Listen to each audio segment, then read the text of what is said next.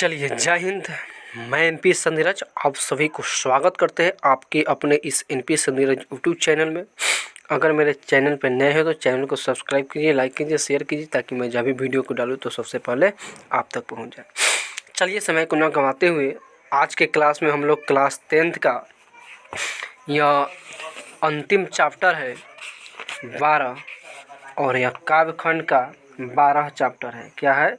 11 chapter है, जो पाठ का नाम है लौट कर आऊँगा फिर। 11 चैप्टर लौट कर आऊँगा फिर, जिनका कवि है जीवनानंद दास जी। चलिए, सबसे पहले हम लोग कोई भी चैप्टर शुरू करने से पहले कवि का परिचय पढ़ते हैं। ठीक उसी प्रकार इस चैप्टर को शुरू करने से पहले, इस कविता को पढ़ने से पहले हम लोग इस कविता को जो अपने कलमों की ताकत से सजाए हैं उसके बारे में हम लोग जान लेते हैं। उसके बाद जो है कविता को समझेंगे, क्योंकि ज़्यादातर ऑब्जेक्टिव जो है लेखक के जीवनी से ही पूछा जाता है। चलिए, तो हम लोग जानेंगे। कह रहा है, बंगला के सर्वाधिक सम्मानित एवं चर्चित कवियों में से एक जीवनानंद दास का जन्म 1899 ईस्वी में हुआ था। यानी कि अगर बात की जाए बंगाल की, तो बंगाल में सबसे चर्चित फेमस कवि जीवनानंद दास जी हैं, जिनका जन्म 1899 ईस्वी में हुआ है। इनको अंडरलाइन कर लीजिए। रविंद्रनाथ के बाद, यानी कि रविंद्रनाथ टैगोर के बाद बांग्ला साहित्य में आधुनिक काव्य आंदोलन को जिन लोगों ने योग्य नेतृत्व प्रदान किया था, उनमें सबसे अधिक प्रभावशाली एवं मौलिक कवि जीवनानंद दास की है। यानी कि कह रहा है कि रविंद्रनाथ के बाद अगर कोई कवि है काव्य में तो वह जो है जीवनानंद दास जी है। इन कवियों के सामने सबसे बड़ी चुनौती के रूप में था रविंद्रनाथ का स्वच्छंदवादी काव्य। स्वच्छंदवाद से अलग हटकर कविता की नई अर्थात भूमि तलाश करने सबसे महत्वपूर्ण कार्य था। इस कार्य में अग्रणी भूमिका जीवनानंद दास की है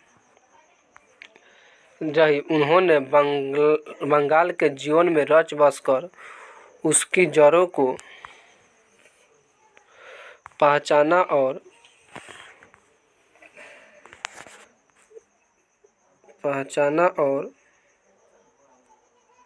उसे अपनी कविता में स्वर दिया। यानी कि बंगाल में रहे और बंगाल के बारे में इन्होंने लिखे। उन्होंने भाषा, भाव एवं दृष्टिकोण से में नई शैली, सोच एवं नई जीवन दृष्टि को प्रतिष्ठित किया है। अगला पैराग्राफ कह रहा है कि सिर्फ 55 साल की उम्र में जीवनानंद दास का निधन एक मर्मत दुर्घटना में हुई। यानी कि इनका जब 55 साल के थे तो एक दुर्घटना हुआ, उसी में क्या हो जाता है, इन मर जाते हैं सन 1954 में। कब मरे? 1954 में। जन्म कब हुआ है? तो 1899 में। मरे कब? 1954 में, यानी कि 55 साल जिए। तब तक उनके सिर्फ 6 काव्य संकलन प्रकाशित थे। यानी कि जब तक जीवित थे तब तक कितने काव्य संकलन प्रकाशित थे? 6, जिसका नाम है झारा, पालक, धासुर, पांडुलिपि, वनलता सेन, महापृथ्वी, सटती तरार तिमिर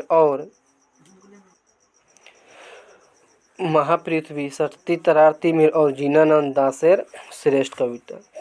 उनके अन्य काव्य संकलन सेन महापृथ्वी काव्य संकलन रूपसी बंगला, बेला अलबेला, काल बेला, वन विहंगमा और आलोक पृथ्वी निधन के बाद प्रकाशित हुए। ये सब क्या है?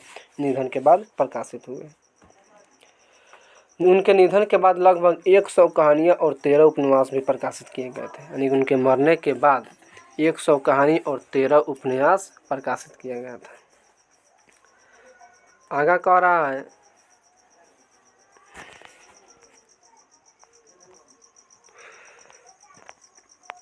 कि वनलता सेन काव्य ग्रंथ की वनलता सेन शीर्षक कविता को प्रबुद्ध आलोचकों द्वारा रविंद्रोत्तर युग की श्रेष्ठतम प्रेम कविता की संज्ञा दी गई है। वस्तुतः यह कविता बहुआयामी भाव व्यंजना एवं उत्कृष्ट उदाहरण है।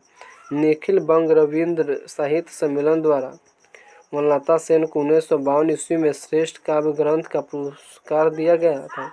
यहाँ समकालीन हिंदी कवि प्रयाग शुक्ल द्वारा भाषांतरित जीवनानंद दास की कविता प्रस्तुत है। यानी कि कह पूछ देगा आपसे कि रविन्द्रनाथ को कौन कौन से पुरस्कार से सम्मानित किया गया, तो वनलता सेन को जो है वनलता सेन को कब वनलता सेन जो इनका कविता इन पर कब और किस पुरस्कार से सम्मानित किया गया, तो 1952 में काव्य ग्रंथ का पुरस्कार सम्मानित दिया गया। अगला पैराग्राफ कह रहा है कि यहाँ समकालीन कवि यानी कि इस समय के कवि जो प्रयाग शुक्ल जी थे उन्हीं के द्वारा भाषांतरित जीवनानंद दास की कविता प्रस्तुत है। देखो यह कविता अलॉट कराऊंगा। फिर जीवनानंद दास जी बंगाली भाषा में लिखे थे, लेकिन उनको बंगाली से हिंदी में अनुवाद ट्रांसलेट प्रयाग शुक्ल जी जो है किए हैं। तो आपसे पूछता है परीक्षा में कि लौट कराऊंगा फिर कविता के भाषांतरण रूपांतरण किसने किया? अपना कुछ बना तो कौन किए है? तो प्रयाग शुक्ल। यह कवि अत्यंत लोकप्रिय और बहुप्रचारित कविता है।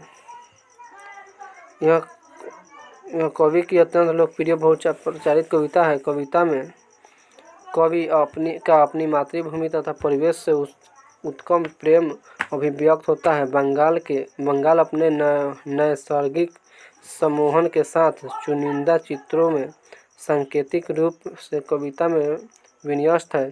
इस नाश्वर जीवन के बाद भी इसी बंगाल में एक बार फिर आने की लालसा मातृभूमि के प्रति कवि प्रेम की एक मोहक भंगिमा के रूप में सामने आती है। यानी कि इस कविता में बताया गया है कि कवि को इच्छा होती है कि मैं फिर अगले जन्म में जो है बंगाल के धरती पर आऊँगा। चलिए इसी के साथ साथ इसका जीवनी समाप्त होता है। इसके अगले वीडियो में हम लोग जानेंगे लेखक का इस कवि के जो कविता है लौट कर आऊँगा फिर उसके बारे में उसको पढ़ेंगे और समझेंगे बहुत अच्छे तरीक़े से। तब तक के लिए मैं एनपीएस नॉलेज आपको फिर से आपकी अपनी इस एनपीएस नॉलेज यूट्यूब चैनल में स्वागत करते हैं। अगर मेरे वीडियो में नए हैं तो चैनल को सब्सक्राइब कीजिए, लाइक कीजिए, शेयर कीजिए और दोस्तों के पास शेयर जरूर कीजिए ताकि मैं जब भी वीडियो को डालूँ इससे क्या होता है कि मेरा मनोबल बढ़ता है और नए नए वीडियो बनाने का दिल करता है। तब तक के लिए जय हिंद, जय बिहार, जय हिंदुस्तान।